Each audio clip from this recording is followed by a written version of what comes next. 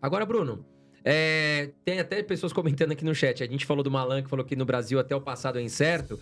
E algumas pessoas perguntaram o que você achou do governo Bolsonaro.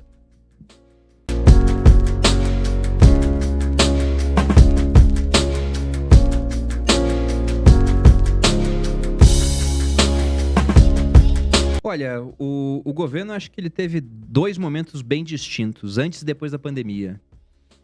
E antes, o governo ele estava fazendo uma trajetória boa, mantendo a continuidade do Temer. E o Temer, por mais que tenha sido um governo altamente impopular, foi um governo que eu acho que ele teve algumas reformas muito importantes que foram feitas, cujos resultados estão aparecendo hoje. E estava mantendo essa continuidade. Quando veio a pandemia, eu fiquei muito pessimista. Muito, muito, muito pessimista. E vocês podem ver em tempo real, acessando aí agora, o motivo do pessimismo. Basta entrar no site Tesouro Transparente para ver o tamanho do déficit que a gente teve no ano de 2020. Lá a gente tem numa primeira tela o resultado primário do governo, que é a diferença entre o que se arrecada e o que se gasta. E desde 2014, essa diferença ficou negativa. Antes era um superávit, virou um déficit. E ficou crônico assim, mais gasto que arrecadação. Só que em 2020 não foi só mais gasto, foi muito mais gasto. Foi mais de 800 bilhões de gasto. Foi muita coisa. E eu pensei, caramba, 800 bilhões de gasto. A nossa dívida em comparação ao PIB, porque dívida tem que ser sempre olhada em comparação ao PIB. Se eu falo pra você, uma dívida de 1 trilhão é muito ou pouco? Depende do PIB, né? Exatamente. Se for do Suriname, o país tá acabado. Se for dos Estados Unidos, não, porque eles têm um PIB muito mais alto que isso. Então tem que olhar assim. E eu pensei, tava em 80. Eu comecei a fazer projeções. Olha, essa dívida vai aumentar, os juros vão ter que aumentar alguma hora, essa dívida vai crescer a juros de 2 dígitos. E se a gente continuar gastando mais do que arrecada, poxa, o PIB cresce bem pouquinho. Na última década aí, 2011 a 2020, ficou estagnado. E a dívida cresce muito. Então vai bater 100% de dívida PIB, isso para um país emergente é terrível. A gente perde confiança internacional, é horrível. Para mim isso ia acontecer. E não aconteceu. No final, a relação dívida-PIB, se a gente for olhar agora, ela está muito próxima do período pré-pandemia. Porque se gastou demais, só que nesse ambiente de mundo com muita moeda, com inflação, com commodities com preços altos, a gente teve um mini boom de commodities que encheu o Brasil de caixa. As empresas estatais passaram a dar lucro. Petrobras deu um baita lucro, como a gente comentou aqui. Isso abasteceu também o caixa do governo. A taxa de juros ficou muito baixa durante o período 2020 e 2021. Então, a dívida não cresceu demais durante aquela parte. Ela até chegou a crescer, depois ela diminuiu. E a inflação que a gente teve de 2 dígitos em 2021, a inflação ficou em 10%. 2022 já fechou aí na casa entre 6 e 5. Essa inflação de 2 dígitos acabou ajudando o governo. Pelo seguinte, né? Inflação, algumas pessoas falam que é um imposto escondido. Porque ele, de fato, aumenta a receita do governo. A gente pode ver isso com um exemplo. Vamos pegar combustível, que é algo que é muito consumido aqui no Brasil. Se o litro do combustível era R$5 e tinha um imposto de 20%, de cada R$5 de abastecimento, 1 ia para o governo. De repente, o combustível aumentou por conta da inflação, que aumentou o preço de tudo. Foi para 7. Isso chegou a acontecer aqui em São Paulo. Em alguns locais passou de 10. Se é 7 e o imposto ainda era 20, depois tiraram o imposto, mas durante a fase que estava igual, agora a arrecadação não é mais de R$1, é de R$1,40. Então aumenta em 40% a arrecadação do governo. O governo arrecada mais, por um lado.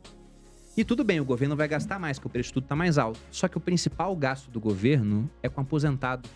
É com o regime geral de previdência social.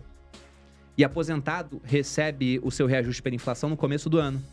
Então, em 2021, o cara recebeu esse reajuste de 10%. Mas em 2020, enquanto a inflação subia, ele teve o reajuste da inflação de 2019, que foi mais baixa.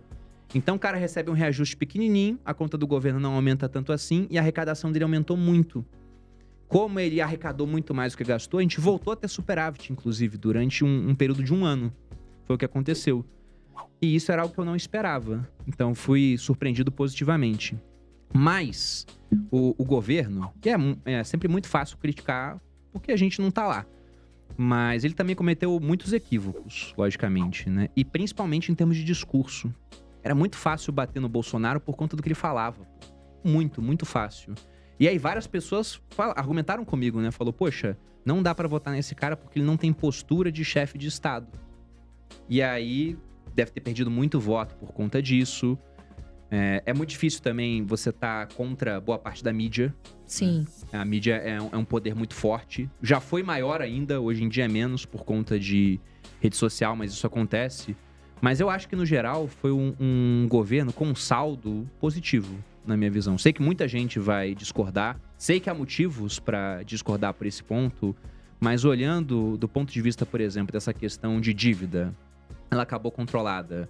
Inflação, ela subiu muito, é verdade, mas depois o Brasil ficou com uma inflação muito baixa comparada a outros emergentes, inclusive países desenvolvidos. E isso com uma pandemia no meio do caminho. Uma guerra também, né? Com uma guerra acontecendo, então com várias consequências globais de coisas que eram inesperadas. E era muito fácil ter piorado, e tá pior até agora. Na verdade, você vê de vez em quando os discursos, né? Ah, não, a gente tem que fazer isso aqui por conta da pandemia. Mas quando vai criticar o governo, o pessoal esquece que teve uma pandemia, por exemplo. Então foi um período muito difícil. Hoje em dia é muito mais difícil ser presidente do que lá atrás. O Lula vai sentir isso. Uma coisa é você governar em 2002, outra coisa em 2022, 2023 com rede social. Ele vai ver como é que a oposição é muito mais forte. E é muito mais difícil você ter um prestígio como naquela época. O Lula chegou a ter popularidade de 80%. Isso nunca mais vai acontecer com algum presidente do Brasil em época de rede social. É impossível. O pessoal vai estar sempre muito polarizado, porque o pessoal se fecha em bolhas e não quer nem ouvir o outro lado. Tanto que é engraçado, você faz um vídeo que é só pra sua bolha, todo mundo bate palma. Se o vídeo fura a sua bolha, meu amigo, se prepare, né? Porque o tanto de gente vai chegar com pedra na mão, vai vir muito hate, pô. Porque uma bolha já não conversa mais com a outra. Então não vai ter mais esse governante com alta popularidade que existiu lá atrás. Eu acho que o primeiro a sentir isso com mais força foi o Bolsonaro. O Temer, ele sentiu pouco, porque a rede social já estava aumentando, já estava naquela época, mas estava aumentando, e ele já era muito impopular. Muito, muito. Então ele não teve uma queda de popularidade, ele entrou muito impopular. Acho que ele ficou mais popular depois do governo, com aqueles memes de volta vampirão, né? Exato. Que saudade, não sei o quê. Mas eu acho que, no geral, foi um governo com um saldo positivo, na minha visão. Apesar de todos os pesares.